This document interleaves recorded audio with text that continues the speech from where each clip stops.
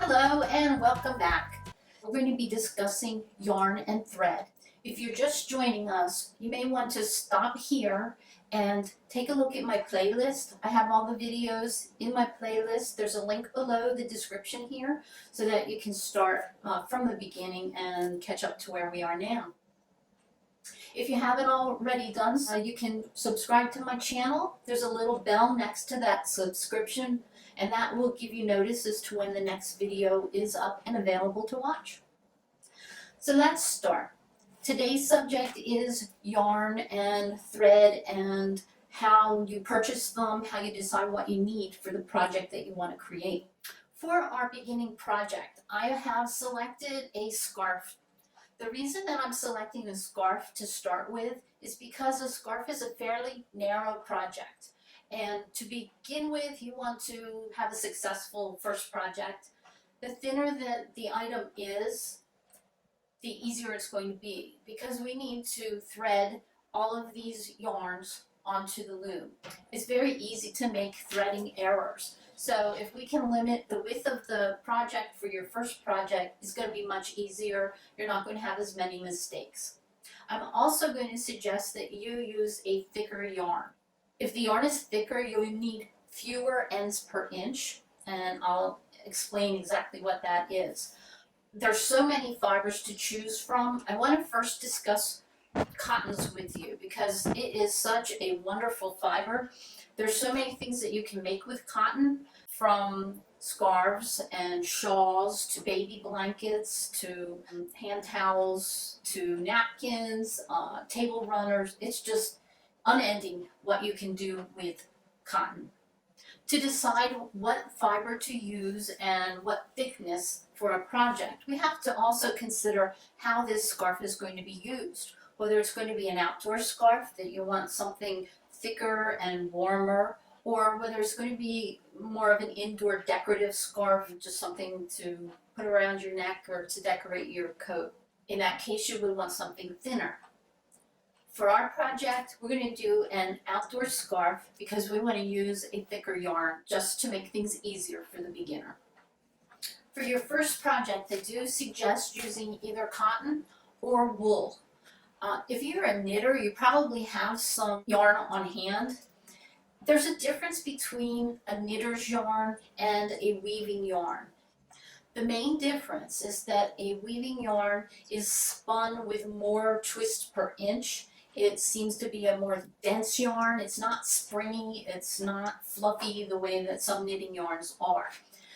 If you take the yarn that you have and you pull on it, you don't want it to be able to break. If it breaks, it's probably not a good yarn to use for the warp. Just a little bit on definitions. The warp are the long threads that go through the loom. They're held under tension and they are also lifted and lowered, and that causes some friction on the yarn itself. So that can cause breakage if you don't have the proper yarn. All yarns can be used for weaving, but for your first project, I really suggest that you get a weaving yarn in either cotton or wool so that you don't have as many problems as can occur with weaker yarns. As you learn to weave, you'll learn how to use various yarns. The warp is probably the most important part because you need a strong yarn that's not going to break under tension.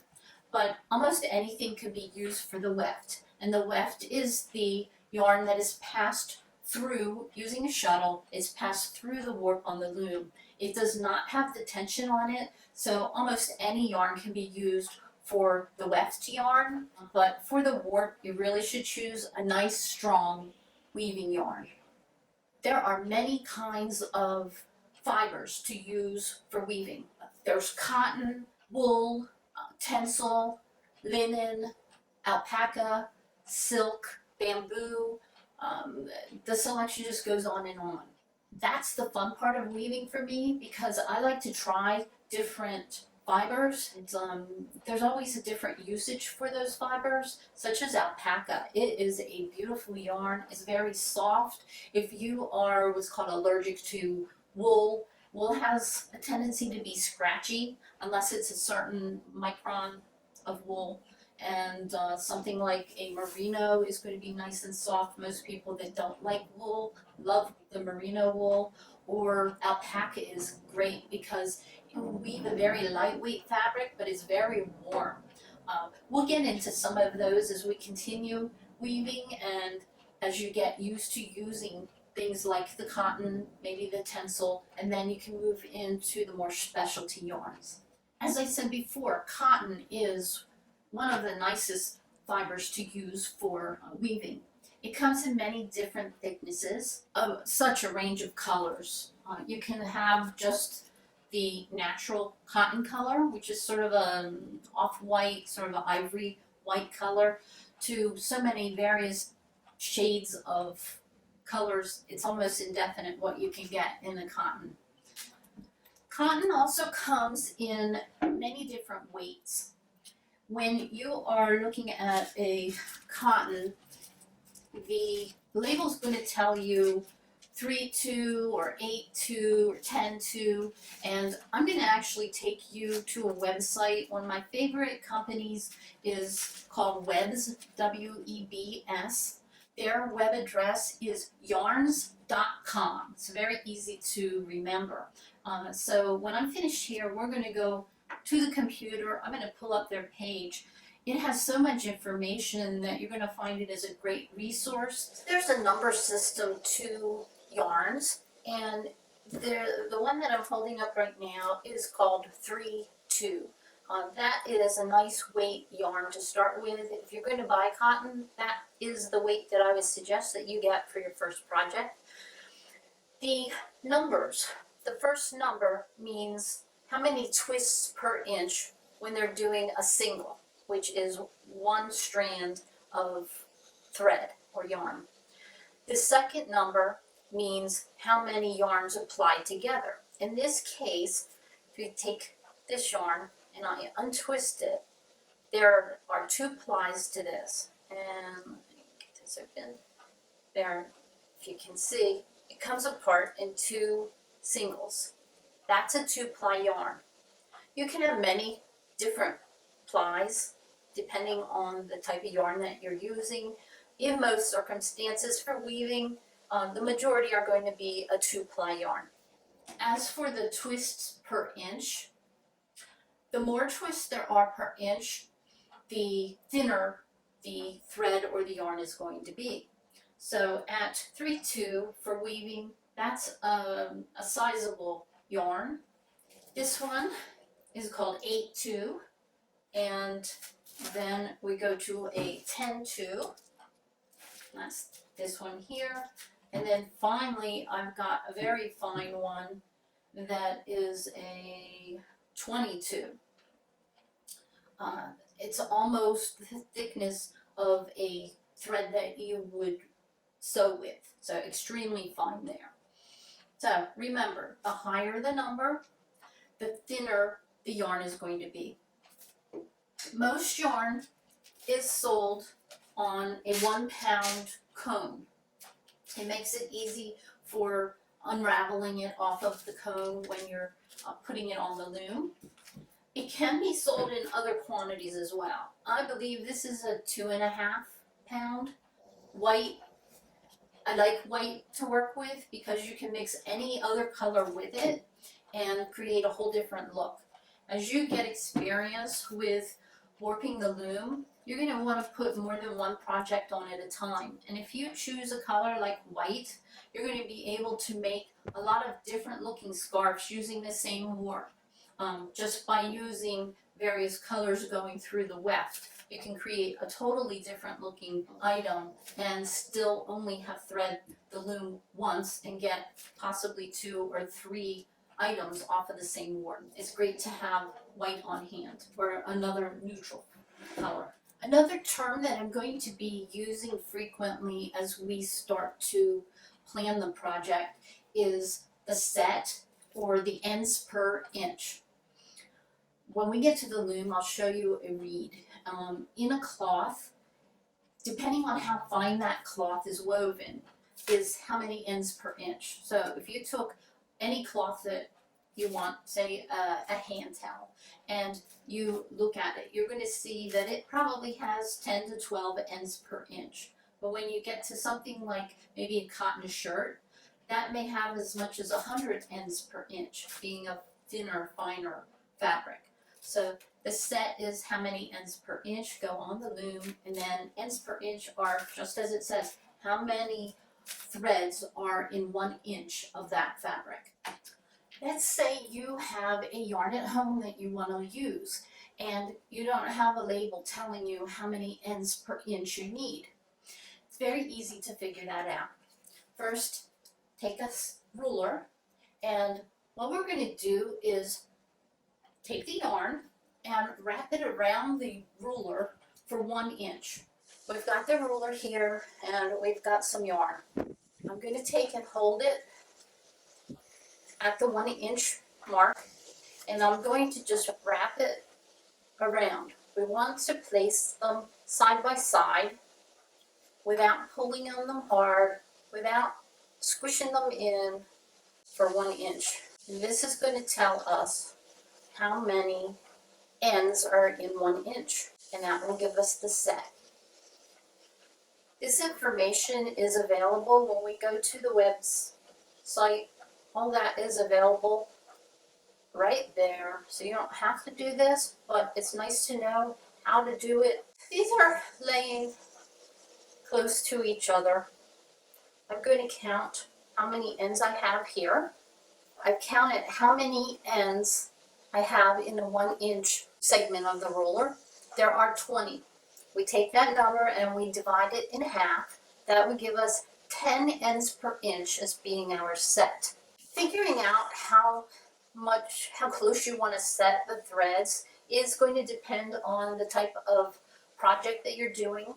It's something that you're going to learn how you like it. Some people like to spread the work threads a little bit where it creates a more gauzy type of fabric, more open as you weave. Others like it to be very tight together. It depends on what you want the project to be and your personal preference as to how dense you want the fabric. If you're looking to make a scarf, you may want it more open and gauzy. But if you're making something like a cover for a pillow on your sofa, you don't want that to be too open because now things can catch on it. You want it to wear better. So in that case, you would want to set the ends per inch closer. Another thing that will decide on your ends per inch is the pattern that you choose to weave. The simplest pattern is what's called a tabby or plain weave, and that's where every other thread, the weft thread, goes over one, under one, over one, under one. And in that case, you're going to use a more open set. If you're doing something that's called a twill requires that the set be a little bit closer. So by doing this is just an estimate of what set you want. It'll help you determine how to thread the loom, what reed to use, but it's not cast in stone. It's something that is your personal preference, and you're going to learn what set you like as you weave different projects. So we've headed over to the computer.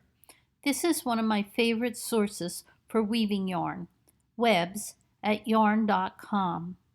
From their homepage, select Weaving and then choose Yarn. On the left, you can see filters for brand, color, fiber, and dollar amount. Let's go to fiber.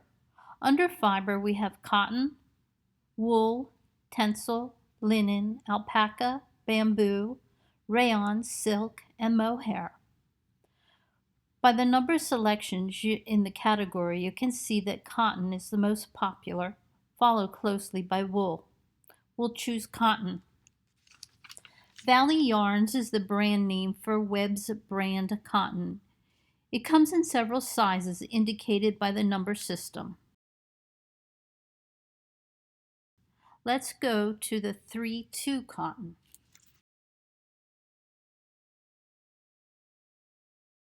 It's mercerized cotton, 1,260 yards per pound on a 1-pound cone.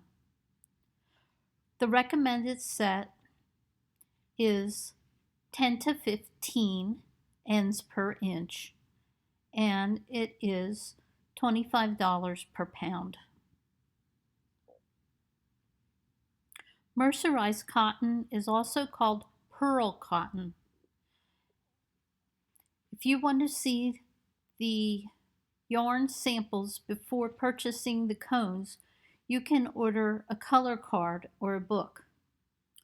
Looking to the left side, we see all the colors that are available.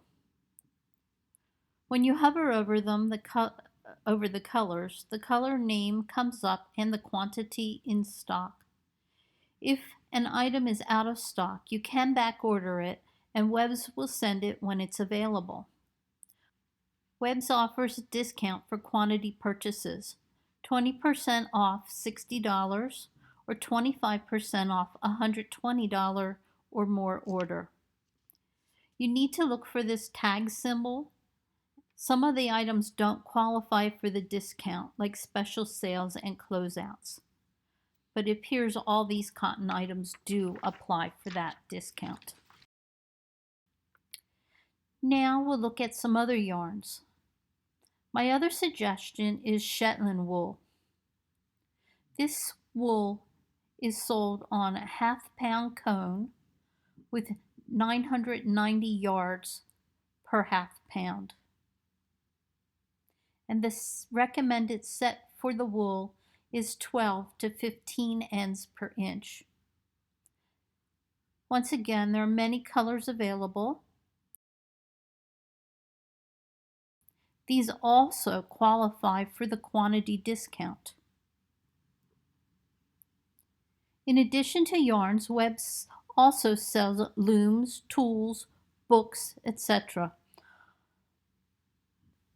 There are other suppliers that I'll also recommend for tools as we get into another video. As you can see, they offer many types and colors of yarn. Look for the closeout tags. They're usually a great deal, and unusual yarns that are only offered until they sell out. Check out this site and you'll learn a lot about yarn by reading the descriptions. They have quite a bit to choose from in all different weights and different colors. To do our project, you're going to need 2 different color yarns. So my suggestion is cotton in 3-2 or the Shetland wool. So you can explore this site on your own and take a few minutes to read it over. You should learn a lot about different types of yarn and threads available for the weaver. Another great fiber for a beginner is wool. Wool is a little bit thicker, so it can withstand the abrasion that the loom is going to give it. This is a Shetland wool. The Highland wool is a little bit thicker than that, so either would be a great choice. So if you're buying yarn specifically to start your new project, I would suggest the cotton or a nice wool. You can have something like a merino wool, which is one of my favorite. It's very soft. As a beginning fiber, I would not suggest the merino because it is not as strong as something like the Shetland or Highland wool. So you can have more problems with the warp threads breaking. You may love this wool, but first project, I'd suggest waiting on that. There are fibers like bamboo. This would be another good one for a beginner. This one is a 5-2 bamboo, so a little bit thicker. And again, it comes in a multitude of colors and it's a good weight. Then there's a fabric called Tencel. This is probably my favorite. It comes in, again, all the different colors. This is an 8-2 Tencel, which is my favorite weight. And it is great. It has a little bit of a sheen to it. I might be able to see it there in the sun. So it almost looks like silk. It acts very much like silk. Tencel is easy to use, and when your fabric is finished, it's wrinkle resistant, it is absorbent, it is soft. It makes beautiful scarves for more decorative purposes. Again, one of my favorite things to weave with. Tencel, by the way, is a fiber that's made from the pulps of plants. It goes through a chemical process to create the fiber. Something that I want to mention about cotton, you'll see that cotton comes two ways, either mercerized or unmercerized. And mercerization is a process of putting a chemical on the cotton while it's under tension, and that makes the cotton a little bit more shiny than if it's unmercerized. The general usage for an unmercerized cotton would be something like a dish towel, a dishcloth.